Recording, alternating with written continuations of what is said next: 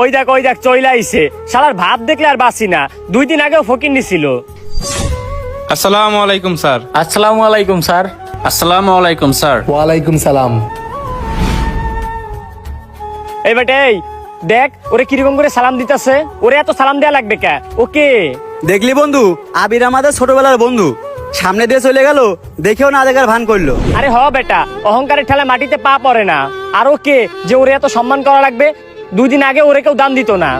আচ্ছা বুঝলাম না, তোদের এত সমস্যা কিসের? তোদের এত মাথা ব্যথা কিসের? আমি তো এইটাই বুঝলাম না। ও ভালো কিছু করছে, এটা তো ভালো কথা। ওর স্টাফটা ওরে সম্মান করতেই পারে, এখানে তোদের জ্বলে কেন? কিরে অভ্র, তোর বন্ধুর জন্য কি তোর খুব মায়া লাগতেছে নাকি? কে তোরে কি মাস শেষে কোনো কিছু দান খয়রাত করে? আরে ভাই, ও আমাদের বন্ধু মানুষ, ওর সফলতা এরকম হিংসা করার কোনো দরকার আছে? এই বেটাই তোরে কে বলছে ওরে দেখে আমি হিংসা করতেছি? ওর কি এমন আছে যে ওরে দেখে আমি হিংসা করব? আমি বেটা রফিকুল, কাউরে দেখে হিংসা করি না। ও তোরা হিংসা করতেছিস না? তাইলে ওর স্টাফরা যে ওরে দেখে সালাম দিল, এটা দেখে তোরা এমন করলি কেমনে ভাই? এই বেটা, ওরে সালাম দেওয়ার কি আছে রে? ও কি বিরাট কিছু হয়ে গেছে নাকি? অভ্র, এইসব ওভার অ্যাক্টিং আমার কাছে ভাল লাগে না। আর তুই মানুষের সাপোর্ট নেওয়া বাদ দিবি। এত কথা বাদ দে, আমরা যে কাজে আইছি সেই কাজ করি, চল। ভাই দেখ, তোদের যদি টাকা পয়সার এত প্রয়োজন থাকে তোরা যা, আমার এত টাকা পয়সা লাগবে না। ও তাইলে তো ভালোই হলো। এ মামুন, চল আমরা আবিরের কাছে যাই। আমার আবার এত তেল মারতে ভাল লাগে না। এই বন্ধু, কি অবস্থা? এই তো ভালো, তোরা কখন আসলি? আরে আসছি তো অনেকক্ষণ হইছে, এখানেই বসা ছিলাম। তুই ঢুকছস, খেয়াল করস নাই মনে হয়। আর আমি একটু ব্যস্ত ছিলাম তো, এই জন্য খেয়াল করি নাই। তারপর বল, তোদের কি অবস্থা? আরে বন্ধু, দিনকাল তেমন একটা ভালো যাইতেছে না।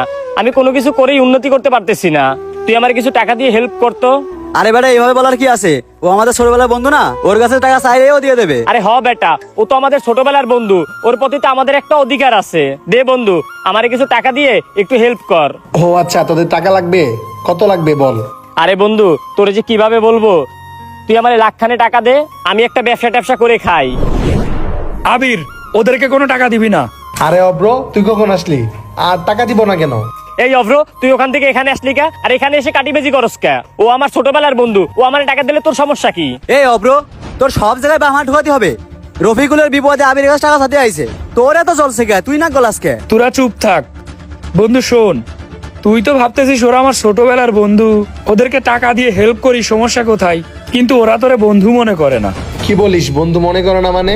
মানে হলো ওরা এতক্ষণ ওইখানে বসে তোর নামেই বদনাম করতেছিল। অভ্র, তুই একটু থাম, তুই আর কিছু বলিস না।